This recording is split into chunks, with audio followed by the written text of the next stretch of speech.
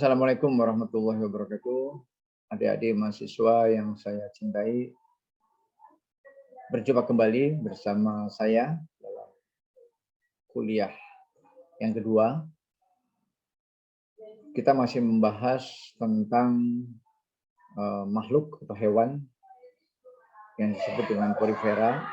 Kita sudah mulai membahas yang kuliah yang lalu. Kita sudah membahas tentang ciri-ciri umum porifera, ya, baik morfologinya, ya, berpori tubuhnya, kemudian asimetris, kemudian bentuknya tabung, dan dia memiliki tiga tipe saluran air, kemudian pencernaannya secara intraseluler dengan sel khusus, yaitu koanosit dan amoebosit, serta makanan porifera adalah cairan yang di dalamnya adalah bakteri dan plankton, sehingga porifera disebut pemakan cairan. Ini kuliah kita minggu yang lalu. Nah, kali ini kita akan membahas lebih lanjut bagaimana porifera berkembang biak. Porifera berkembang biak atau reproduksi yaitu dengan seksual dan aseksual. Yang aseksual bagaimana? Yang aseksual dengan pembentukan tunas. Tunas dan gemule, ya, atau gemul. Ya, tunas dan gemul. Apa bedanya tunas dengan gemul? Ya, hampir sama. Gemul juga disebut dengan tunas internal. Ya. Jadi, tunas internal itu adalah gemul. Dihasilkan menjelang musim dingin. Ya, di dalam tubuh porifera yang hidup di air tawar. Jadi ini adalah jenis porifera yang hidup di air tawar, bukan laut. Ya. Minggu yang lalu kita sudah membahas bahwa pada umumnya habitat porifera itu di laut, tetapi ternyata ada juga yang di air tawar. Jadi ketika musim dingin, kemudian porifera ini hidup di air tawar, maka dia menghasilkan tunas internal yang dinamakan dengan gemul. Itu reproduksi atau perkembangbiakan secara aseksual dengan tunas, ya, tunas dan gemul. Kemudian secara seksual yaitu dengan membentuk gamet, dengan membentuk gamet yang kemudian nanti ada sel telur, ada sperma. Anda bisa lihat di dalam gambar yang di bawah, ya, ada egg yaitu telur, kemudian ada sperm, ya, kemudian bertemu dan akhirnya nanti menjadi larva. Ya, Anda baca di situ fertilization within adult sperm. Ya. Jadi pembuahan, ya, pembuahan fertilisasi di dalam sperm yang dewasa. Jadi di dalam sperm yang dewasa itu terjadi pembuahan fertilisasi. Kemudian akan melahirkan larva. Ya, larva Anda lihat itu yang warna biru. Carried in plankton, ya, jadi larva ini terbawa di dalam plankton. Nah, kemudian akhirnya mendarat di suatu tempat, ya, mendarat dan mengalami metamorfosis, perubahan-perubahan bentuk, akhirnya menjadi dewasa. Itu cara perkembangbiakan dari porifera secara seksual, ataupun yang secara aseksual. Ya, Anda bisa lihat di gambar kanan. Gambar kanan itu adalah tunas-tunas, ya, tunas-tunas yang muncul. Selanjutnya kita akan pelajari lebih dalam tentang ciri-ciri porifera, yaitu yang pertama adalah pelindungnya. Apa pelindung? Ya, pelindung dari porifera itu sendiri, ya, yang bisa menyebabkan dia itu terlindungi, yaitu sebuah sel atau sel yang dinamakan pinakosit. Nanti Anda akan perhatikan bagaimana gambarnya, ya, pinakosit. Selnya berbentuk pipih dan berdinding tebal. Ya. Nah, mungkin Anda penasaran kayak apa sih Pak? Nah, ini saya tunjukkan dulu. Nah, ini dia. Ya. Anda lihat yang paling kiri adalah gambar porifera yang katakanlah kita belah, ya, kita potong. Dari mana air masuk? Air masuk dari samping kiri kanan, masuk ke dalam pori, ya, masuk ke dalam spons, masuk, kemudian berkumpul di tengah, ya, berkumpul di tengah. Kemudian Anda lihat ada kotak kecil ini, kotak kecil yang potongan dari bagian tubuh, bagian dalam yang berwarna kuning. Nah, yang kuning ini kalau kita perbesar ada di sebelah kanan, ya. Ada di sebelah kanan, kita perbesar ya, yang kotak kecil ini, kotak kecil, kita perbesar. Di sini ada sel-sel yang sangat lengkap. Ya. Ada sel yang warnanya ungu sebelah kiri, ada rambut-rambutnya, kemudian ada yang berwarna kuning, ada yang bentuknya tidak beraturan. Nah, yang bentuknya tidak beraturan ini adalah amoebosit. Ini yang akan mencerna. Ya. Mencerna adalah amoebosit. Nah, kemudian ini adalah pori, ya, atau ostium.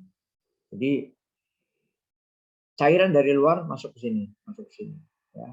Kemudian setelah itu ke dalam sini. Nah, kemudian yang berwarna kuning polos ini adalah matriks, ya, matriks atau spongin, ya. Matriks atau spongin. Katakanlah bahan, ya, bahan spong, bahan spong. Nah, kemudian pinakosit yang mana? Nah, ini pinakosit itu yang bagian terluar, ya, yang selnya ungu memanjang. Jadi yang selnya ungu memanjang ini adalah pelindung bagian luar ini, ya. Ini adalah pinakosit, ya. Nah, kemudian yang bentuknya seperti duri-duri, ya, segitiga ini, duri-duri segitiga duri-duri ini adalah spikula. Ya. Jadi spikula ini adalah yang bentuknya seperti duri. Kemudian yang bentuknya tidak beraturan ini adalah amoebosit yang untuk mencerna, ya. Nah, kemudian yang sel di bagian dalam ini apa namanya? Ya, ini kita akan lihat lebih lanjut. Baik, kita lihat dulu kembali ke sini. Pelindung pinakosit, sel yang berbentuk pipih dan berdinding tebal. Ya, pipih berdinding tebal itu bagian luar, yaitu pelindung, yaitu pinakosit. Kemudian rangka. Nah, rangka itu spikula dan spongin. Jadi yang membentuk tubuh dari porifera adalah ya rangka. Ya, rangkanya terdiri dari spikula dan spongin. Spongin tadi yang berwarna kuning, ya, spongin, matriks, ya. Sedangkan spikula ini adalah yang berbentuk seperti duri-duri, ya, spikula. Tadi Anda sudah saksikan, ya, spikula. Kemudian transportasi makanan dan O2. Bagaimana makanan itu ditransportasi, dijalankan, dipindahkan, ditransportasikan, digerakkan oleh sel-sel amoeboid, yaitu amoebosit. Jadi makanan masuk, ya, bergerak, ya, oleh sel amoeboid atau amoebosit. Jadi amoebosit itu yang akan menggerakkan sehingga makanan dan O2 mengalir. Kemudian pencernaannya tadi sudah saya sampaikan, pencernaannya itu intraseluler menggunakan koanosit. Nah, yang untuk mencerna adalah koanosit. Tolong Anda ingat kembali kuliah kita minggu yang lalu, koanosit. Yang mana koanosit? Ya, koanosit. Ya, ini, ya. Pencernaan secara intraseluler di dalam koanosit dan amoebosit, ya. Jadi koanosit dan amoebosit itu berperang bahu membahu untuk mencerna. Nah, yang mana koanosit itu? Ya. Nah, ini dia. Kalau yang bagian dalam ini adalah amoebosit, yang bagian dalam yang bentuknya tidak beraturan, ini amoebosit, sedangkan koanosit adalah yang ini, ya. Koanosit. Koanosit adalah yang bentuknya seperti ini. Ya, ada flagel, ada rambutnya. Ya, di air masuk ke sini, kemudian nanti keluar ke sini. Dan ada intinya, ada nukleus. Ya. Jadi bentuknya seperti, ya, katakanlah seperti botol, ya, seperti botol. Jadi kondisinya seperti ini, koanosit dan amoebosit. Ya, bahu membahu, ya, bahu membahu. Baik, itu tentang pelindung sudah jelas. Sphenococcus yang pipih berdinding bagian luar, kemudian rangkanya adalah spikula dan spongin. Spongin yang warna kuning, spikula adalah yang bentuknya seperti duri-duri. Kemudian makanan dan O2 bergerak berjalan dibantu oleh amoeboid, kemudian dicerna oleh choanosid. Ya. Selanjutnya, ya kalau yang ini namanya mikrofil ya, yang seperti keranjang ya, seperti keranjang namanya mikrofil. Ya, mikrofil. Selanjutnya ini masih penjabaran dari spikula, jadi ternyata bentuknya macam-macam. Ya. Ya, Anda lihat sendiri, yang merah seperti ini, ada yang hijau seperti ini. Tapi pada prinsipnya semuanya runcing ya. Ini runcing, runcing, runcing, runcing ya, semuanya runcing. Hanya satu yang seperti sarang laba-laba ya. Kemudian ada yang agak menebal, ya runcing tapi diselimuti oleh warna hijau. Ya. Ini juga termasuk jenis-jenis ya, jenis-jenis spikula. Ya, spikula. Nah, kemudian bagaimana pembagian porifera? Porifera itu terbagi menjadi beberapa contoh atau beberapa anggota. Pertama adalah Calsarea. Calsarea, kal berasal dari kata kalsium. Ya. Oleh karena itu maka Calsarea ini adalah kapur. Ya. Kapur. Ya, kapur. Spikulanya yang tadi Anda lihat berduri ya, yang sebelum ini, tayangan sebelum ini, itu spikulanya terdiri atas zat kapur karbonat, ya, CaCO3. Jadi betul-betul kapur, ya, CaCO3. Anda yang ingat pelajaran SMA ya, CaCO3 adalah kapur. Ya kapur yang untuk nulis, kapur yang untuk ngecat rumah. Zaman dulu orang belum ngecat rumah pakai cat ya, belum, tapi pakainya kapur. Jadi spikulanya itu, spikula yang tadi sudah kita lihat ini, ya. Nah ini spikulanya ternyata terbuat dari kapur, CaCO3, ya. Hidupnya di air dangkal. Jadi Calsarea ini ada di pinggir-pinggir pantai, ya, air dangkal. Ya, bukan di laut dalam, bukan di air dangkal. Ya, mungkin Anda sering lihat lah kalau Anda ke Pantai Mutun atau ke Pantai Clara, Anda sering melihat hewan seperti ini, ya, yang gampang rapuh, gampang pecah. Ya, kalau Anda ambil pakai tangan, kemudian Anda injek-injek pakai sepatu, dia akan remuk menjadi butiran-butiran kapur. Jadi hidupnya di air dangkal, berarti dekat dengan pantai, dan choanositnya besar. Ya. Jangan lupa lagi ya, choanosit yang mana sih Pak? Kok saya lupa? Nah ini choanosit ya. Ini choanosit. Ya. Choanosit yaitu yang untuk mencerna. Ya. Untuk mencerna. Nah, pencernaan secara intraseluler di dalam choanosit. Jadi choanosit itu untuk mencerna.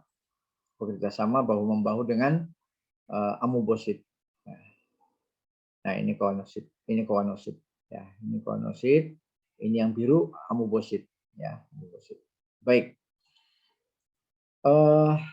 Contoh dari Calsarea adalah sikon dan Clatrina. Ya. Clatrina Anda lihat gambarnya sebelah kanan, dan ini banyak sekali di pantai-pantai ya, di Pantai Mutun, di Pantai Clara banyak sekali, termasuk di Kali Anda sangat banyak ini ya. Jadi di laut atau di air dangkal. Ya. Oke, kita lanjutkan golongan yang kedua yaitu Hexactinellida. Ya, Hexactinellida ini bentuknya agak berbeda. Ya. Berbeda dengan ini yang kapur. Ya, yang kapur ini sangat rapuh. Ya. Namun demikian kalau kena kaki sakit juga. Ya, sakit. Ya. Sakit juga kena kaki. Nah, kemudian Hexactinellida ujung 6 itu spikulanya dari zat kersik atau silika. Ya. Silikon. Ya. Jadi spikula terbuat dari zat kersik. Ya, jadi zat kersik itu bahan pembuat kaca, ya, bahan pembuat kaca keras, ya, seperti pasir juga kan, pasir kan ada silikonnya ya. Nah ini hidup di air dalam. Nah, inilah perbedaan utama antara hexactinellida dengan yang sebelumnya, yaitu Calsarea. Kalau Calsarea di air dangkal, ya, Calsarea di air dangkal, ini Clatrina coriacea, di air dangkal. Sedangkan kalau Hexactinellida itu di laut dalam, ya, laut dalam. Maka Anda di pinggir pantai Anda jarang ketemu ini, jarang menemukan ini. Ya. Contohnya adalah Peronema euplectella, ya, Peronema euplectella. Ini adalah contoh dari yang gambar sebelah kanan ini adalah euplectella aspergillum, ya, atau disebut juga Venus flower basket, ya. Jadi keranjang bunga Venus, ya. Basket itu keranjang, flower itu bunga, Venus, ya. Jadi keranjang bunga Venus. Oh, bentuknya mirip keranjang, ya. Bentuknya mirip keranjang. Ini adalah euplectella aspergillum. Ini ada di laut dalam dan ini adalah golongan Hexactinellida. Kemudian yang ketiga, ya, yang sering kita pakai di rumah-rumah, ya, dan bentuknya seperti ini. Anda lihat bentuknya cakep benar, ya. Bentuknya seperti guci, ya, seperti guci. Ini adalah Demospongia, ya, Demospongia atau spons tebal, ya. Spons tebal. Umumnya tidak berangka, ya, jadi tidak ada rangka, tidak ada spikula, ya. Jadi karena tidak ada rangka, tidak ada spikula, maka dia lembek, ya, mirip dengan busa kasur, ya, atau spong, ya. Maka Anda mungkin pernah dengar ada film namanya SpongeBob, ya. Ini berasal dari kata Demospongia, ya, spons tebal. Tidak berangka karena tersusun dari serabut-serabut spongin, ya. Serabut spongin, ya, memiliki saluran air rumit, ya. Jadi saluran airnya itu rumit, ya. Di dalamnya itu saluran airnya rumit, tidak lurus-lurus saja, ya. Kalau yang ini kan lurus-lurus saja, ya. Anda perhatikan yang ini kan airnya, saluran airnya kan lurus-lurus saja kan, air masuk lurus, ya. Coba lihat tuh pori, ya, masuk, seret. Nah, langsung ketemu bagian dalam, lurus, ya. Tapi tidak seperti yang ini. Kalau yang Demospongia tuh di dalamnya tuh rumit, ya, rumit. Nah, contohnya adalah Spongilla, Euspongia mollissima, kemudian Hippospongia equina. Ini contoh-contoh dari Demospongia. Baik, kemudian kita tutup. Peranan porifera dalam kehidupan itu apa? Dalam kehidupan kita, dalam kehidupan manusia, porifera berperan digunakan untuk spons mandi, ya, untuk spons mandi, ya, yaitu spongia dan hippospongia. Jadi spongia dan hippospongia itu adalah spons untuk mandi. Kemudian yang kedua, zat kimia yang dikeluarkan oleh porifera, zat kimianya itu ada yang berpotensi sebagai obat penyakit kanker dan penyakit lainnya. Jadi kalau yang Anda lihat gambar ini adalah spongia dan hippospongia. Ya, yang ini yang untuk spons mandi. Ya. Sedangkan yang zat kimianya itu dari jenis-jenis lain itu dapat berpotensi menjadi obat kanker dan penyakit-penyakit yang lain. Nah, demikianlah untuk kuliah kita hari ini. Kita cukupkan sampai di sini, yaitu porifera. Wabillahi taufiq wal hidayah. Assalamualaikum warahmatullahi wabarakatuh.